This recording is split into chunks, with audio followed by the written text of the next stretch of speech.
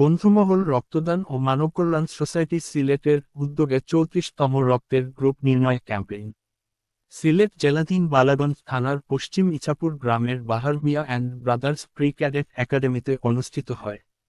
উক্ত অনুষ্ঠানে আর্থিক সহায়তা প্রদান করেন এলাকার ধনাঢ্য পরিবারের সন্তান নোমান আহমেদ।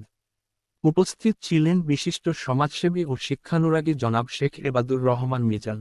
উক্ত ক্যাম্পেইন পরিচালনা করেন পশ্চিম ইছাপুর এলাকার সন্তান ও বন্ধুমহল কেন্দ্রীয় কমিটির সিনিয়র সহ সভাপতি নূর আমিন রনি।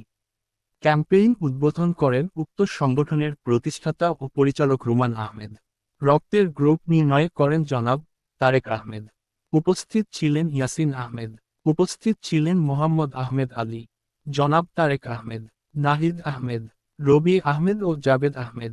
এছাড়াও উপস্থিত ছিলেন এলাকার যুব সমাজ, শাওন আহমেদ, তাহের আহমেদ, সালমান আহমেদ সহ আরও অনেকে।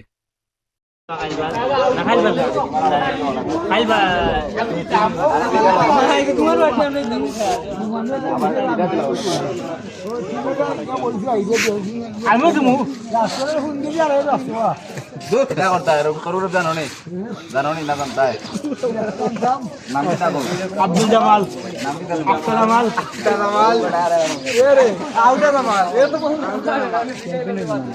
কার্ড